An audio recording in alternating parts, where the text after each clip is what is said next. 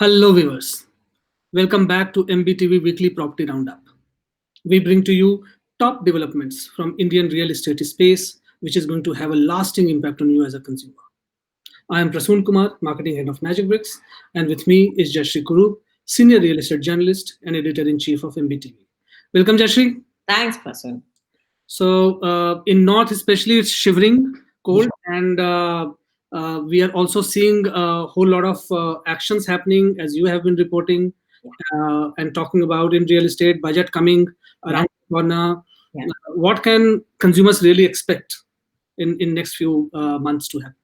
See, Prasoon, first of all, we don't wait for the budget for things to happen now. I see policy changes happening on an ongoing basis. So I think to that extent, will the budget really determine the direction of the industry? I'm not sure. We have to wait and see. This year is an aberration because there is a lot that is in the works, and there is because of the pandemic-ridden year where we were all locked in.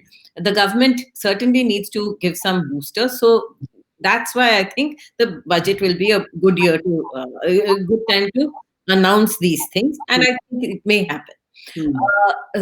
But if you look at what is happening by way of policy, whether it's tenancy, whether it is stamp duty, and so on, the states have taken the lead. Many states have done a good job. In RERA also, I think the states have taken a lead, and that's how it should be. Real estate is a state subject. The sector should only be giving direction.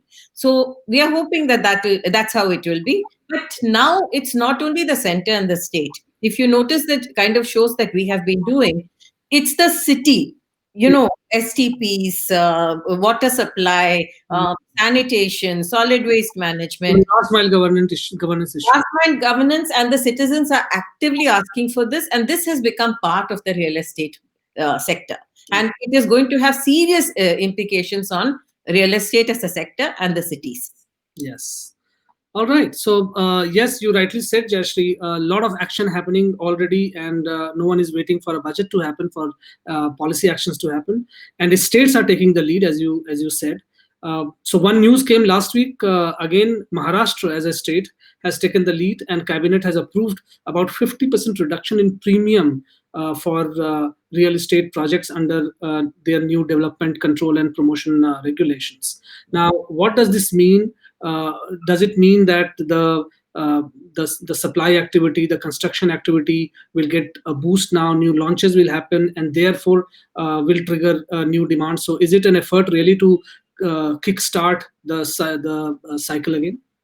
I think so, Prasoon. If you remember, just after the first lockdown happened, the Maharashtra government officials started talking to the real estate industry. They very quickly realized that real estate has the ability to kickstart an economy, right? And they appointed the Deepak Parekh committee to look into what can be done to give the real estate sector a boost. And the first thing that they did was reduce stamp duty, and it has yielded very, very high dividends, right?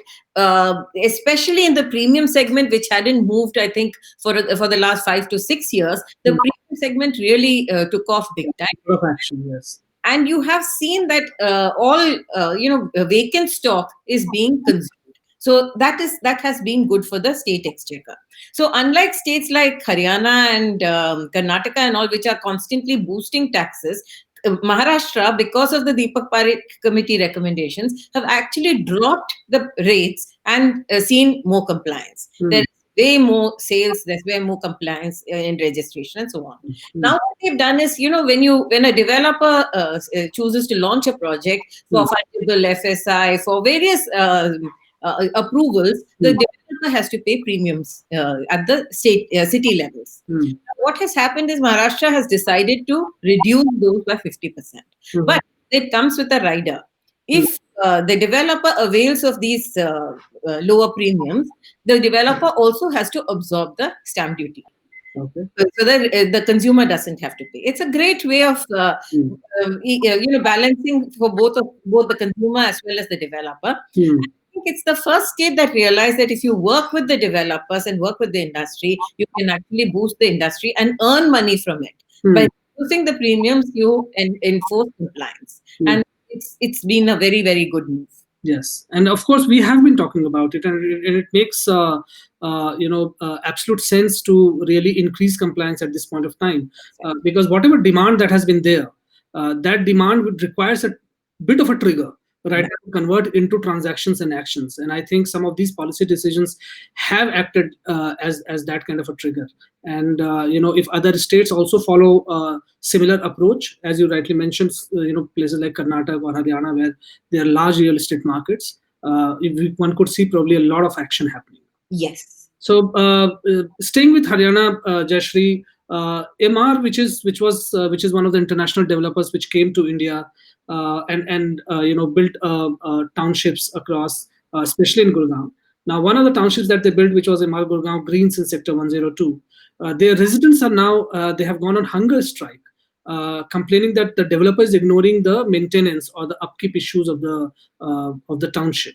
Now, how does one resolve these things, and where can consumers really go?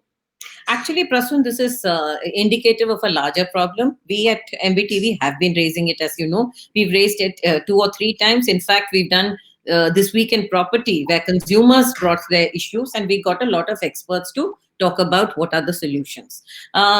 In across South India, when you pay your maintenance charges, let's assume you pay 7,000 rupees or 50,000 rupees or whatever your maintenance charges are, there is an agreement between the developer and the consumer that this money. Yeah. Sorry, we had lost you, Jayashree, for a minute. If you can, yeah. I'm sorry. There was an agreement between the consumer and the developer that the money that you pay is for a certain level of services, and those services were spelled out. Across North India, this is completely missing. And today we reported on the MR. We face the same problem across societies in Noida and Greater Noida, where the consumers are saying that we don't know what you're taking the money for. And developers are raising the maintenance charges, but not really accounting for what they've raised it for. Very much like the super area. It's an intangible, and the developer can do what he likes. Now, thing is that the minute the consumers complain, the developer will say, okay, I'll spell it out, but then I won't promise the quality of services. Now, this is something that needs statutory intervention. I think it is time that the government recognize that if you don't maintain high-rise buildings and the urban infrastructure, what will happen is, the developers are supposed to maintain it, or the RWAs are supposed to maintain it. If you don't do that, the asset quality will degrade. And we've seen across Noida and Greater Noida how roofs are falling. A child was injured last week because a roof fell. So these are important problems that we need to highlight, and I think there has to be a intervention, and the consumers today have taken up the cudgel, saying this has to be fixed. Sure. We support them, Prasun. As MBTV, we support them big time. Of course. Now, staying with Gurgaon, Jayashree, another big township that is there in Gurgaon, which is Vatika, across sector 81 to 85. Now, their residents are facing a peculiar problem.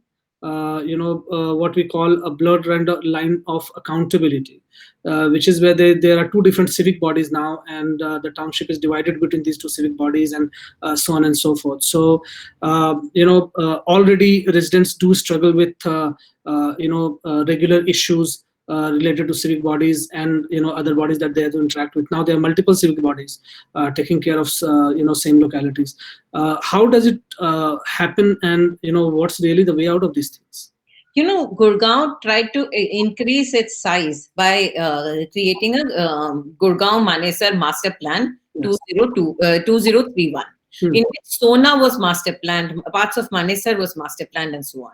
Now, remember when the Dwarka Expressway and that entire Manesar stretch of that expressway was also created, that there were many sectors that were master planned there. Now, Vatika city has a really peculiar problem.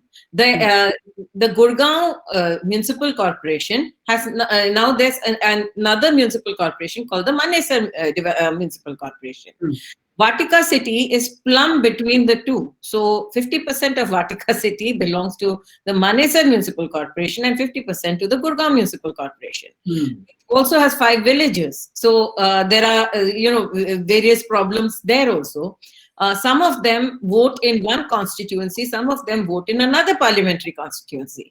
As a result, there is no way that the consumers can come together and say, let's fight, even with the councillor, because there are two councillors involved. Councillor A will do half of it and Councillor B will do half of it. So it's one township, two municipalities, 5 villages, two constituencies. It's a very peculiar problem, and it's going to lead to a lot of management problems, and the consumers have raised the flag. Yeah, I mean, classic case of development, following in, infrastructure rather than infrastructure, and development happening after infrastructure. Residents come first, and then the infrastructure follows. Right.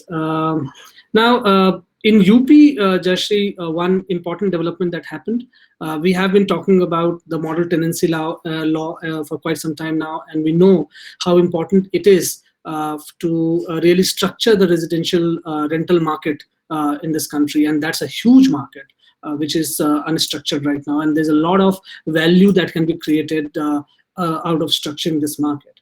Now, the model tenancy law, the central model tenancy law, is still not yet approved, but the Uttar Pradesh government has now cleared a tenancy law to reduce this owner-tenant row and provide relief or to start structuring this particular category. How is this law different from the model tenancy law of center? Is it any different? And how significant is this step? Can states now, if center has not notified it, can states now go ahead and take the same law and notify it? See, Prasun, real estate is a property, and real estate and land is a state subject in the Constitution of India. The states have every right to create their own tenancy laws, and the central tenancy law is loosely based on the central tenancy law. I don't think it is 100% the central law, but the central law can only act as a model. The states have to enact their own, exactly like RERA.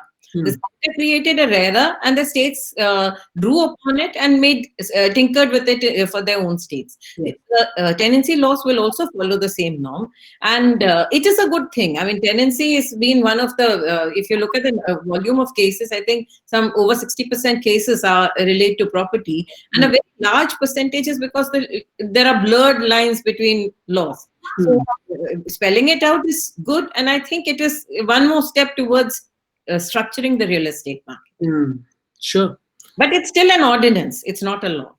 An ordinance has limited period. It has to be ratified by the assembly or the parliament before it can become an act. Maybe it's because of the pandemic that the assembly is not sitting, and that's why the ordinance at this point. So it still needs assembly ratification. Yeah, it does. So staying on that point of structuring the market and doing various things. Obviously, you spoke about RERA and how that was a model act that was adopted by all the states, and each had their own version of RERA then. Now, West Bengal peculiarly did not draw upon from the central RERA, and it enacted its own RERA called HERA. Which was West Bengal Housing Regulation Act. Now, home buyers body are now appealing to repeal that and really implement the central RERA or a act based on the central RERA. How different was HERA from RERA to that extent, and why is this demand important? Prasun, it was more a act of defiance rather than veering away from the central law. HERA in many instances is very similar to the RERA. It was just that the West Bengal government did not choose to follow an act which was by the center, which is not the same party as themselves. But I think in all fairness, whether it is different parties or whatever, ultimately a central law has to be enacted by the states. That is what is there in the tenets of our constitution, right? And if it is a central law and every other state has implemented it, there's very little foothold for the West Bengal government to say that, no, I will defy that and I will have my own law. Because, there is a lot of give and take that happens between the states. There are best practices in one state which is being adopted by another state. Now, if you violate that and you don't come together, then the norms of governance are not met. So I think the demand by some home buyers that you should have the central act is very justified, and I think slowly that will happen. Yeah. So, It's just a political positioning rather than anything else. The act is more or less similar. all right. Yes, and important because RERA has brought in that much needed transparency and that much needed reassurance, and that has resulted in also a lot of stuck projects going towards resolution and consumers getting benefited out of it. So the sooner it happens, the better. And we hope that all RERA authorities across all states also work with equal zest and resolve consumer issues. So on that note, this is it for this week.